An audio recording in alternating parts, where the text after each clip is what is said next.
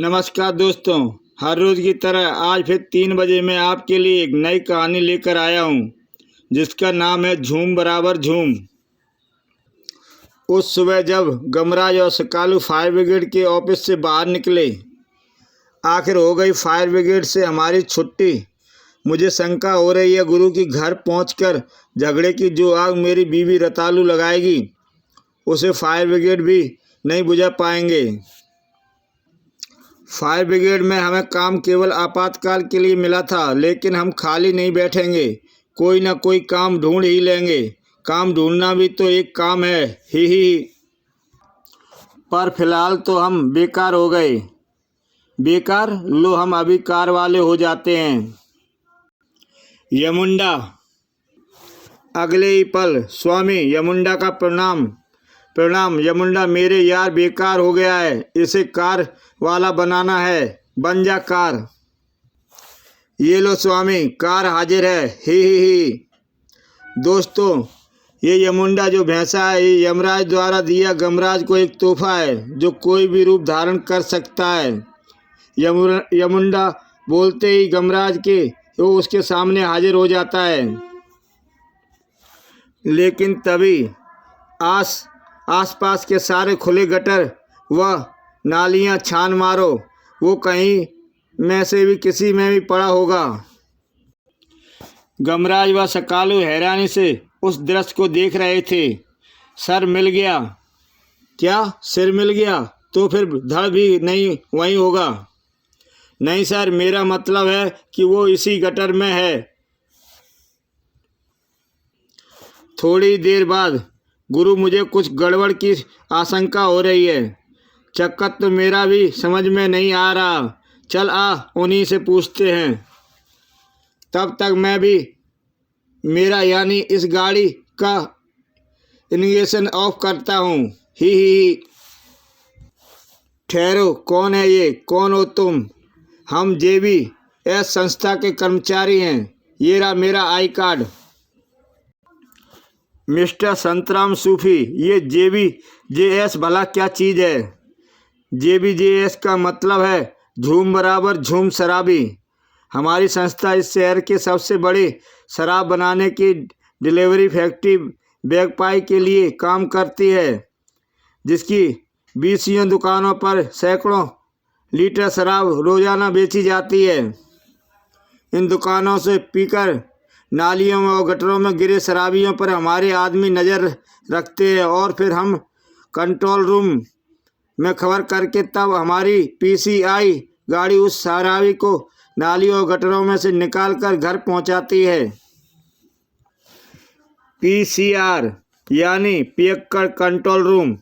बैगपाई अपनी दुकान पर धुत हुए शराबियों की सुध लेते हुए मुफ्त डिलीवरी की जाती है। फैसिलिटी के कारण तो मशहूर हो ही रही है। अरे हाँ, यह लो, यह बैगपाई की सभी दुकानों के नाम पतों के लिए लिस्ट है। ये लिस्ट दिखाकर तुम पहली बार 75% की छूट पर शराब पा सकते हो। हम आदतें ऐसे ही पढ़वाते हैं, ही। तुम भी पीना शुरू करो, फिर किसी नाली या गटर के पास मुलाकात होगी। बैड बाय, मेरा मतलब गुड बाय, ही। इस गाड़ी के तो धुएं से ही मुझे नशा हो रहा है और मुझे पियक्कड़ों के बारे में सुनकर। गमराज और सकालू यमुंडा कार में बैठे, लेकिन तभी ठहरो, गाड़ी नो एंट्री में कैसे घुसाई? यमुंडा के बच्चे, तूने तो नो एंट्री का बोर्ड क्यों नहीं देखा? गलती हो गई स्वामी, तुम हवलदार को बातों में लगाओ, मैं खड़े खड़े कार का मुंह पीछे घुमा देता हूँ, ही। नो एंट्री चालान के 100 रुपये निकालो जल्दी। हवलदार साहब, क्यों गरीब को मार रहे हो? अच्छी तरह से देखिए। पर अभी तो इसका मुंह नो एंट्री की तरफ था और अब पूंछ है। पर ये पूंछ वाली कार कौन से मॉडल की है? अपने चाल के निकट पहुंचकर गमराज ने यमुंडा को गायब हो जाने का आदेश दिया और यमुंडा के गायब होते ही दोनों अपनी चाल की ओर चल पड़े। हाय रे, मैं लुट गई, बर्बाद हो गई, मेरा खाता बंद हो गया रे। गुरु, लगता है कोई मर गया है। फिर तो हमें भी उनके गम में शरीक होना चाहिए। अरे ये तो अपने रिक्शा ड्राइवर भीमा की पत्नी लक्खो है। क्यों भैया, क्या हुआ भीमा को? क्या बताएं भैया, कमराए रात को पाई पाई मांग कर एक बोतल बैगपाई नाम की एक अंग्रेजी शराब लाया था। भीमा पीते पीते ही मर गया। बोतल भी मुंह से नहीं छूट रही। गमराज से लक्खो का गम देखा नहीं गया। मत रो बहन लक्खो, मृत्यु पर किसी का बस नहीं चलता। पर अब मेरा क्या होगा भैया? गमराज, मेरा तो बैंक ही बंद हो गया। मुझे खिलाएगा कौन? कल मैंने काके की हड्डी से 5 साड़ियाँ उधार खरीदी थी। उसके पैसे कहाँ से आएंगे? थोड़े दिन और रिक्शा चलाकर उधार तो चुकता कर जाता। गमराज का गुस्सा भड़क उठा। लक्खो बहन, ये सब उस जहर के कारण हुआ है जिसका नाम है शराब।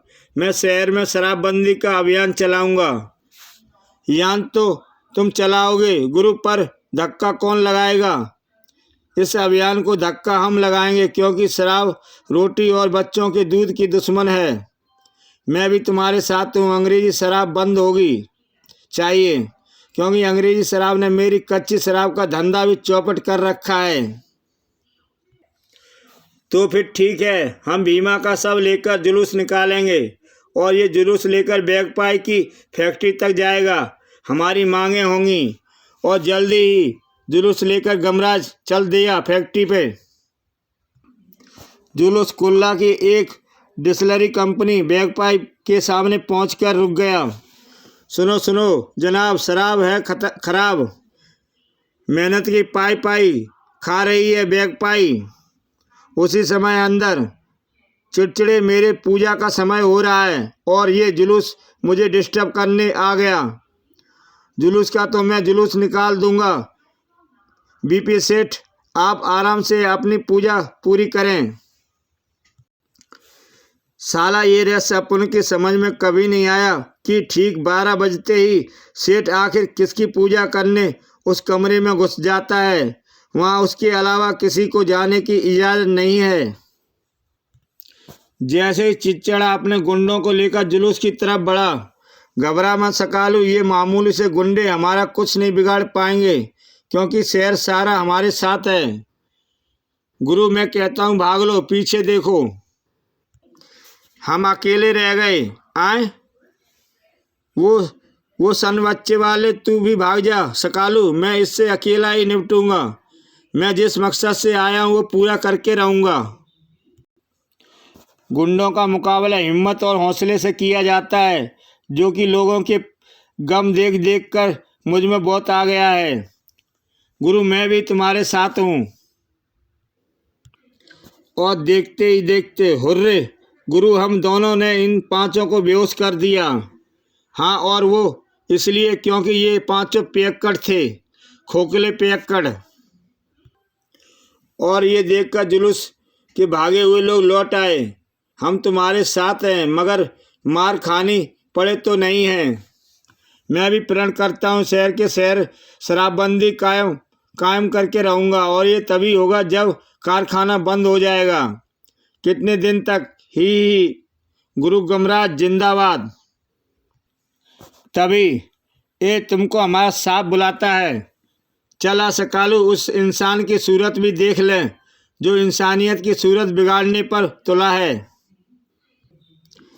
बीपीपी सेठ के दफ्तर में तुमने इन गुंडों को अच्छा सबक सिखाया। वो यह मुझे यहीं धमकी देने आए थे कि अगर मैंने जुलूस की बात मानी तो जान से जाओगे। वो सेठ काइया है, यह कहना चाहता है कि गुंडे उसने नहीं भेजे थे। और आप क्या चाहते हैं बीपी सेठ? तुम बोलो, तुम क्या चाहते हो? आपका कारखाना सैकड़ों लोगों को मौत बेचता है, आपको उसे बंद करना ही होगा। अगर हमारा कारखाना मौत बेचता होता तो मौत पाने के लिए ऐसी मारामारी नहीं होती। बाहर देखो, ही। बाहर सचमुच मारा मारी थी। आओ भैया, अपने अपने बर्तन ले आओ, आज बिल्कुल मुफ्त की बट रही है, ही। गुरु हो गया कबाड़ा जुलूस का। देखा तुमने, मैं तो कहता हूँ कि शराब के ये नए कारखाने खुलने चाहिए। हाय सत्यानाश जाए इन शराबियों का, मुफ्त की मिली तो कुत्तों की तरह टूट पड़े। गरीबों और बेरोजगारों को मुफ्त की मिलती ही कहाँ है। इसलिए अब तो हमने और मशीनें भी इंपोर्ट कर ली हैं जो पाउच और ट्रे पैक को भी विस्की पैक करेगी। हमारा नया नारा ये होगा कि जब भी लगे घूंट भर भी प्यारा तो हाजिर है बैग पाई पाई, पाउच और टॉपिक में भी, ही। और इसे पढ़ो, हम ये भी छापते हैं, बैग पाई पाई की चेतावनी। इसका मतलब ये हुआ कि आप ये कारखाना बंद नहीं करेंगे। क्यों करूँगा, मेरे पास डिस्टिलरी चलाने का सरकारी लाइसेंस है। तभी, हाँ भैया, इनके पास गरीबों की मौत का लाइसेंस है। पियक्कड़ बेटा, तुमने फिर ज़्यादा पी ली। कितनी बार कहा है कि जब भी प्यास लगे कैंपा पिया करो। ज़्यादा नहीं पिताजी, अभी तो मैंने पीनी शुरू की है, हिच। देखिए बोतल में 2 बूंद अभी बाकी है, ही। बोलते बोलते पियक्कड़ कुमार ने कोट की जेब से दूसरी बोतल निकाली। लेकिन नहीं पियक्कड़ बेटे, इसे मैं तुम्हारे लिए नहीं बनाता हूँ, ये जहर है, ये तुझे खा जाएगी। मेरे लाल, मेरे बेटे, फिर बुढ़ापे में मेरा क्या होगा, मुझे बिठाकर कौन खिलाएगा। तू मेरी लाठी है और मैं लाठी को दीमक नहीं लगने दूंगा, हिच। फिर आप ये जहर बनाते ही क्यों हैं। अबे नालायक, समझा कर, मुझे और कोई काम नहीं आता। तू क्या चाहता है कि मैं बूट पॉलिश करना शुरू कर दूं? लो, इसमें बुराई क्या है। हम बूट पॉलिश करने का कारखाना लगाएंगे और विदेशों से जूते पॉलिश के लिए ऑर्डर लेंगे। धंधा जूतों से भी ज़्यादा धमकेगा, ही। आपका बेटा ठीक कहता है बीपीपी सेठ। मुझे शंका है कि लोग अपने आईने तोड़कर मुंह जूतों में देखना शुरू कर देंगे, ही। नहीं देखा सेठ जी, ये जहर आपके बेटे को भी एक दिन निगल जाएगा। नहीं, अगर तुम दोनों मेरे बेटे को इस जहर से दूर कर दो तो मैं तुमसे वायदा करता हूँ कि ये कारखाना बंद कर दूंगा। प्रॉमिस, एक बाप की प्रॉमिस। मगर बाप के अलावा मैं बिजनेसमैन भी हूँ और ये रहस्य मुझे अच्छी तरह से मालूम है कि ये हो नहीं सकता, ही। ना ये दोनों मेरे बेटे की शराब छुड़वा पाएंगे और ना ही मेरा कारखाना बंद होगा, ही। तो फिर ठीक है, अगर 1 सप्ताह के अंदर मैं आपके बेटे के पीने की आदत न छुड़वा सका तो अपनी हार मान लूँगा। मगर अब 1 सप्ताह तक आपको हमें अपने बेटे के साथ रहने की इजाज़त देनी होगी। ठीक है, पर मेरे बेटे को इस जहर से बचा लो। चल सकालू, उठा इसे, आज हम इसे घर पहुंचाएंगे। जैसे ही गमराज और सकालू पियक्कड़ कुमार को ले गए।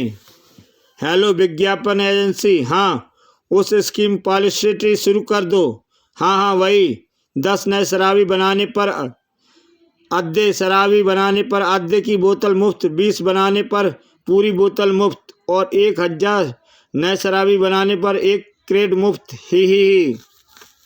तभी दूसरा फ़ोन बज उठा। हेलो, हाँ, पाइपलाइन बिछा दी गई है। वेरी गुड, हमारी दुकानों पर शराब पाइपलाइनों से जाएगी और जल्दी ही हर घर। उसके बाद गमराज और सकालू पियक्कड़ कुमार को उसकी कार में डालकर बीपीपी सेठ के बंगले की ओर चल पड़े। पियक्कड़ कुमार का ड्राइवर ही कार चला रहा था। गुरु, इसकी बुरी आदत को जल्दी ही छुड़ाना होगा, वरना मुझे शंका हो रही कि एक दिन सारा शहर पानी की जगह शराब पिएगा। गमराज और सकालू नशे में बेसुध हो चुके पियक्कड़ कुमार को उसके कमरे में ले आए। अरे गुरु, यहाँ तो सिवाय चौकीदार के दूसरा कोई नौकर नज़र नहीं आता। इतने बड़े सेठ के यहाँ तो ढेरों नौकर होने चाहिए। मैं बताता हूँ साहब, अपने पियक्कड़ साहब यहाँ किसी नौकर का नहीं टिकने देते, खाना भी होटल से आता है। गमराज ने ड्राइवर को वहाँ से भेज दिया और सकालू सबसे पहले हमें इस कमरे में रखी शराब की सारी बोतलों को नष्ट करना होगा। मुझे पूरी उम्मीद है कि पियक्कड़ कुमार को जब हम इसके पिता की शर्त के विषय में बताएंगे तो वो भी शराब छोड़ देगा। गमराज ने सकालू के साथ मिलकर एक एक करके शराब की सारी बोतलों को कमोड में बहा दिया। अगली सुबह, आए कौन हो तुम दोनों, और मेरी शराब की सारी बोतलें कहाँ गईं? ओ, तुम्हें होश आ गया पियक्कड़ कुमार? गुर्र, मेरा नाम पियक्कड़ कुमार नहीं है। मेरी माँ ने मेरा नाम विक्की रखा था, पर उसकी मौत के बाद मेरे बाप ने मुझे नया नाम दिया पियक्कड़ कुमार। मगर मेरी सारी बोतलें कहाँ गईं और तुम कौन हो? तब गमराज उसे सारी बात बताता चला गया। गमराज के मुंह से सारी बात सुनने के बाद, ठीक है, मैं तुम्हें सहयोग दूंगा, मगर तुम्हें ध्यान रखना होगा कि मुझे कहीं से भी शराब ना मिलने पाए। वैसे वो मेरी माँ की ये आखिरी ख्वाहिश थी कि मैं शराब को कभी हाथ ना लगाऊं। मेरे लाल, तू नहीं जानता कि तेरे जन्म के बाद हमने इतने पापड़ बेले कि लिज्जत पापड़ बनाने वालों ने भी ऑर्डर भेजने शुरू कर दिए थे।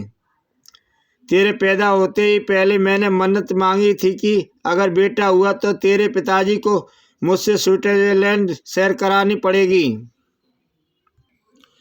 तेरे पिताजी तो शुरू से ही कंगले थे बेटा। मेरे दहेज का सारा सामान घर सहित बेचकर और बैंक से लोन लेकर उन्होंने मुझे स्विट्जरलैंड की सैर कराई। मज़े लेकर हम वापस पहुंचे तो हमारे पास रहने को घर नहीं था, खाने को अन्न नहीं था। वह रात हमने फुटपाथ पर ही गुजारी। चुप कर वे, तेरे कारण ही हमारी ये हालत हुई है। वहाँ फुटपाथ पर तेरे पिताजी को कच्ची पीने की आदत लग गई। मेरे यार, भूल जा कि तू कुत्ता है और मैं आदमी। ले, तू भी एक घूंट पी ले।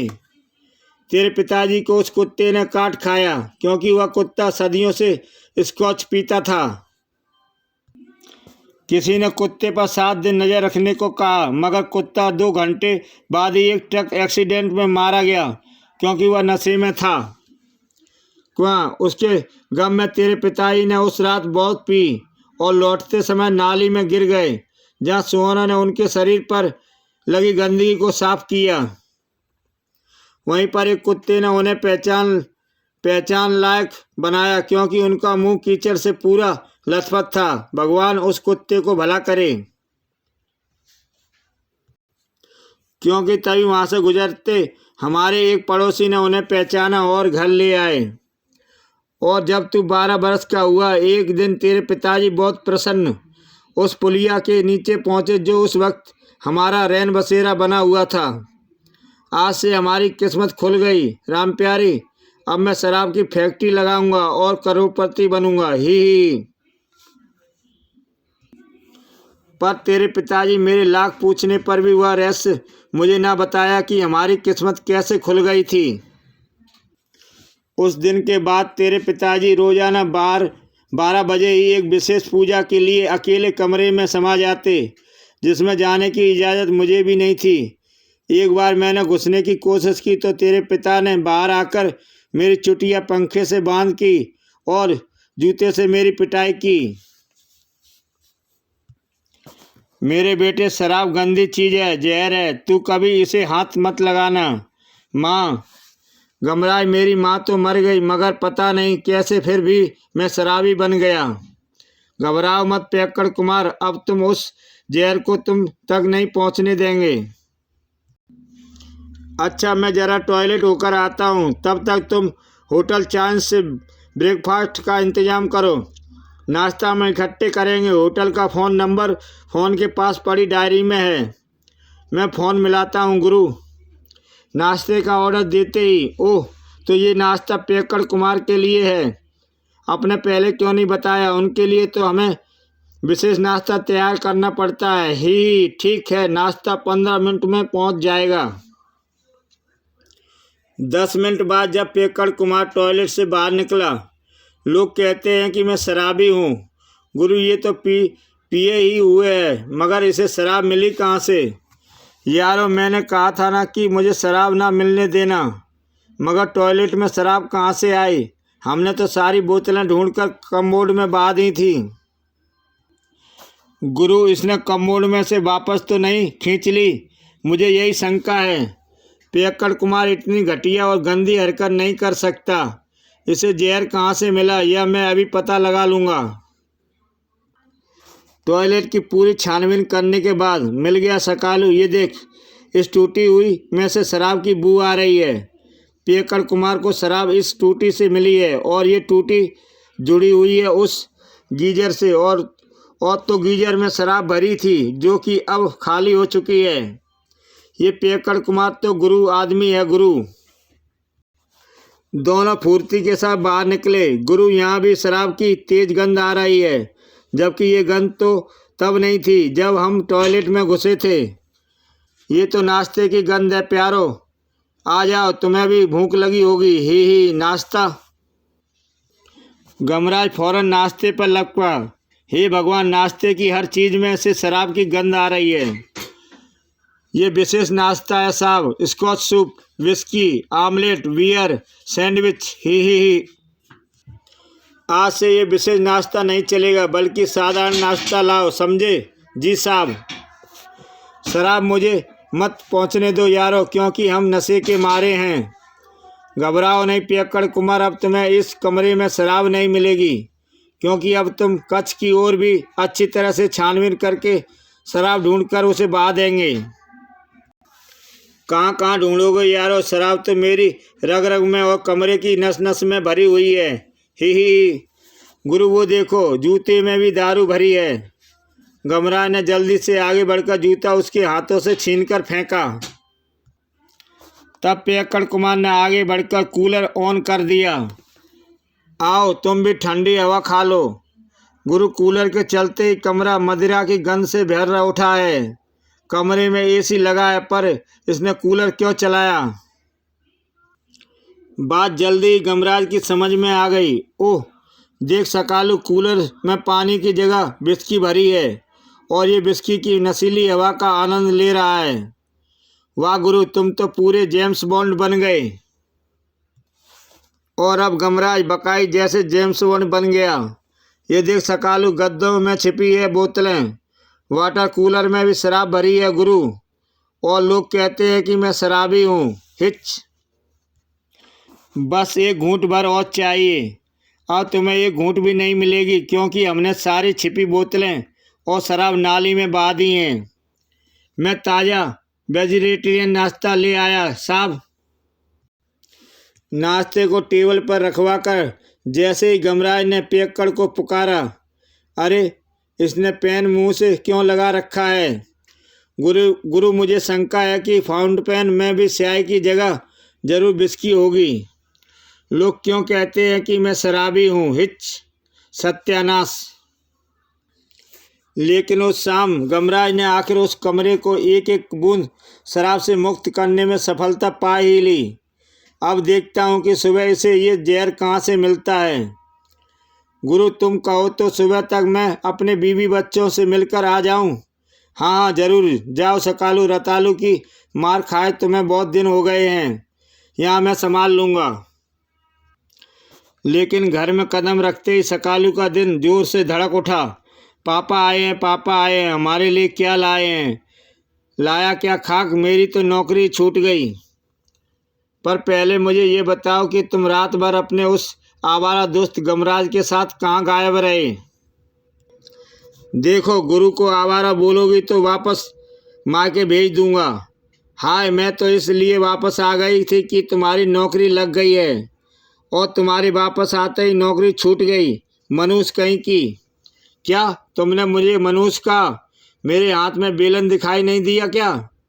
आ बेचारा सकालू खोपड़ी में हुए दर्द से चीखता हुआ वापस चल पड़ा पियक्कड़ कुमार के बंगले की ओर।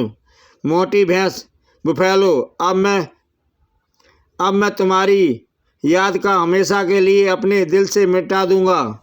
अब मैं कभी भी होश में नहीं आऊँगा। वाह कैसी औरत है, आते ही पति को बेलन जड़ कर भगा दिया। अगले दिन सुबह गमराज, जल्दी से मुझे विस्की ला कर दो, मेरी तबीयत बिगड़ रही है। अगर तुम्हारी तबीयत खराब हो रही है तो तुम्हारे फैमिली डॉक्टर को बुलाता हूँ, मगर तुम्हें अब दारू नहीं मिलेगी, समझे। डॉक्टर से मेरी बात कराओ। ठीक है, लो तुम ही बात कर लो। यस डॉक्टर, आज मैंने सुबह से पी। मैं शराब छोड़ने की कोशिश कर रहा हूँ, मगर मेरी तबीयत खराब हो रही है, प्लीज़ जल्दी आ जाओ। घबराओ नहीं, मैं अभी आ रहा हूँ, कुछ ही मिनटों में। ओ डॉक्टर, मेरा दम घुट रहा है, कुछ करो डॉक्टर, वरना मैं मर जाऊँगा। आइए डॉक्टर साहब। इन्हें क्या हुआ है डॉक्टर? इन्हें फ़ौरन ग्लूकोज देना होगा, मेरा बैग दो जल्दी। टुंड पे गई डॉक्टर, ठंड पा गई। डॉक्टर तुम ना आते तो मेरी बेमौत मारा जाता। तुम्हारी इस हालत के लिए तुम्हारे पिताजी जिम्मेदार हैं पियक्कड़ कुमार। अगर बैगपाई का कारखाना बंद हो जाए तो तुम्हारे जैसे सैकड़ों नौजवानों को भविष्य बर्बाद होने से बच जाएगा, जिनके कंधों पर देश का भविष्य टिका हुआ है। अच्छा मैं चलता हूँ, मुझे फ़ोन करके तबीयत के बारे में बता देना। जैसे ही गमराज डॉक्टर को दरवाजे तक छोड़कर वापस लौटा, हिच लोग बेकार में अपनी खोपड़ी ये कहकर फोड़ते हैं कि मैं हिच शराबी हूँ, ये तो नशे में है, अब इसे शराब कहाँ से मिली। मगर जल्दी गमराज की समझ में पूरी कहानी आ गई। ओह, तो डॉक्टर भी पियक्कड़ कुमार से मिला हुआ था। उसने ग्लूकोज की जगह शराब इसके जिस्म में पहुंचा दी। ही गमराज, तुम वापस चले जाओ। हिच, तुम मेरी शराब नहीं छुड़ा सकते। अरे अरे, मेरे अपने बाप ने मेरे हाथ से कभी समय रहते बोतल छीन कर ना तोड़ी तो तुम क्या मेरी शराब छुड़ाओगे। हिच, मेरे जैसा पियक्कड़ से ही मेरे बाप का धंधा चलता है।